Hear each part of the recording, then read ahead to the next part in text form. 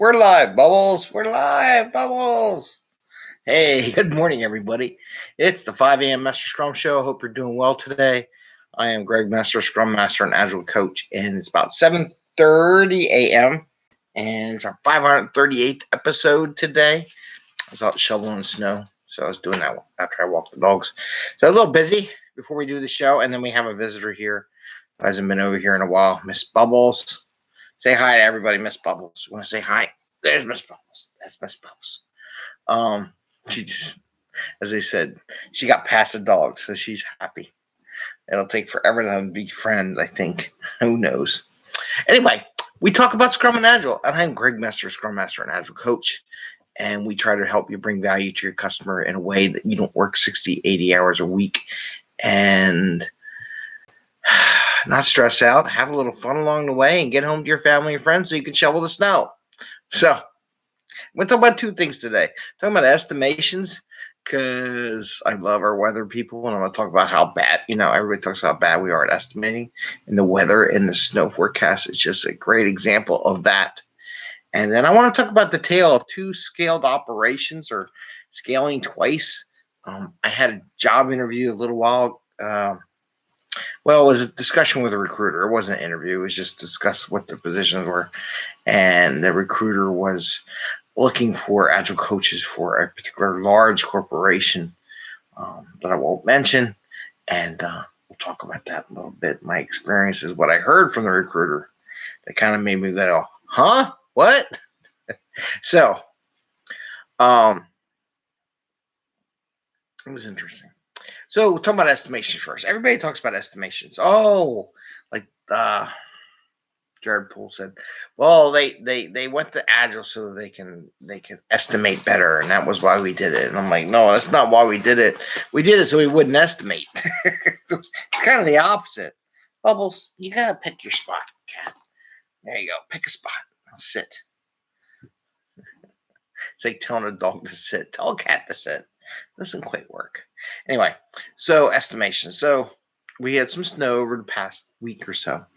At first, the weather forecast people were like, oh, we're going to get like massive 12 inches of snow. We got like 6, maybe 4 down here in the city.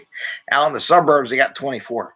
So in their mind, their estimations are good because they're talking about all of Philadelphia, not just Center City, Philly, but they're like, oh yeah, we're gonna get 6 to 12 inches or whatever. Well, we get the 6 inches mark, right? And but in the city, it wasn't that bad. And then this morning, I got a walking the dog and it stopped snowing.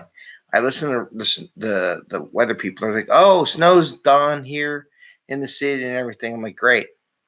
As soon as I finished shoveling the snow, it started snowing again. I'm like, what the heck? So this is where estimations are terrible, and why we just got to go with the flow and not base everything on estimations. We can't do it. We're just not very good at it. Even with all the data and all the science and all the computer stuff that the weather people have, they still can't say, well, yeah, it's going to keep raining. And then I heard of, well, we're going to get another snow ban. I'm like, because it's in West Virginia. I'm like, well, what? I just shoveled the snow off the sidewalk. Now you're basically telling me I have to do it again because you can't figure this stuff out. So it's just a similar story why we, even with all the data and all the computers and all the minute finite element analysis of a sprint and making each sprint a little time box so you can do finite element analysis and how our predictability is, we still pretty bad at it. That's why estimates isn't really what is important. It's about getting work out, right? And how good we are at getting what we promise out. So that's my little take on estimates today. I know it's a Thursday. And then the other thing, tale of two scaled Scrum operations. So here's the story. I had a job interview. As you know, probably know, I was out looking for a job. I do have a new job. I'm going to start on Tuesday after holiday on Monday. So I have a new job. Start that up. And I had this discussion with their recruiter. And this person is like, hey, yeah, they want an Agile coach job role. They need to help fill. I'm like, okay. And I'm looking at that thing. It says, well, it says here, do you want less and safe? Well, tell me about it. What's going on with why do they want people with experience in both scaling operations, both frameworks? And this is what the recruiter goes to tell me. Well, at first they want to do less because they don't really have the organization together, so they're going to do less. And then later on, as they get more mature, maybe in a year or so, they'll do safe. So you won't get bored of what they're doing because they're going to later on transform it safe. So I'm like, wait a minute. So I get the idea of having different groups. Maybe one management organization wants to do some less and try that out. Another organization wants to try safe. Okay, I get it. It's all about that group. It kind of goes against both teachings for both scaled operations. But I can kind of see it. And the funny thing is that the person told me that, yeah, there was a lot of other agile coaches like question, why do you want to do both? Because you usually don't. And it was just like one of those things. It's like you won't get bored because you're going to transform. So the company, the corporate, I don't know who's consulting with this company. I would love to just talk with their senior management, the CIO, and say, what are you thinking? Why are you thinking this way? What is going on? And I wouldn't really care. I just do it just to help them because they're about to go down a road that's going to cause them massive pain and lose lots of money and cost a lot of value for their customers. And I don't understand why any consultant would ever suggest doing that, nor management. Because think about it this way. They're going to do a large-scale transformation to less, right? This is what she tells me. First, they're going to do it less, which is large-scale Scrum, right? And they're going to manage it that way. Unless it's a tough thing. I mean, if you can get to a real less organization, you're going to be highly productive, but it's very hard to get there. It's not an easy road. And you have to have a lot of honesty, and a lot of these corporations can't handle honesty. And then you're going to do all that work. You're going to move everybody around, reform everybody, get these groups together and teams together and all that stuff, and do that with the less. And then you're going to go put safe. So you got to think about it. Build an organization has lots of freedom with less, right? Self-interact. I mean, there's no organizational tree in less. Very little of one. And then you're going to go take them and then transform them again and do safe, which has lots of hierarchy in it because it matches an existing organization the way they have it set up now. Oh my God, can you imagine what the heck's going to go on in that company? They're all going to want to jump. I don't know. They're all going to go insane.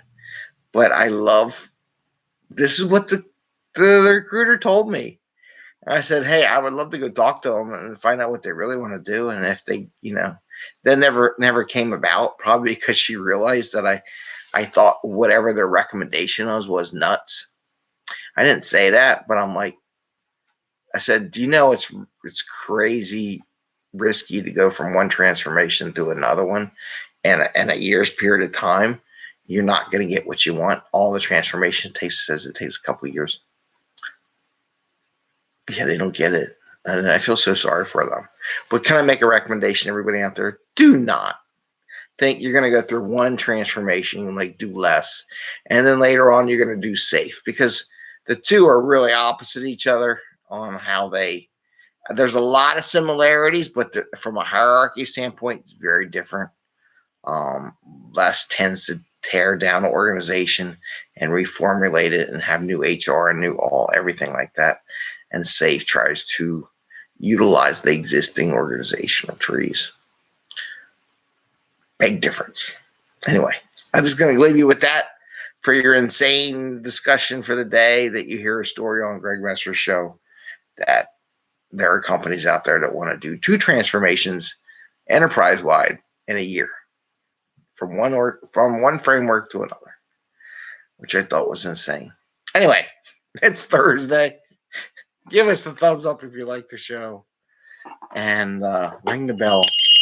And if you work for such organization, feel free to let me know, and I'll do it for free. I seriously will do it for free because I worry about places and businesses when they hear stuff like that. I don't care. Um, anyway, have a great day. Enjoy your Thursday. Go play in the snow. Kids are delayed before they go to school. Who knows if they're actually going to start school today? Don't know. But I wish you all the health and happiness and the best wishes. Bye. See ya.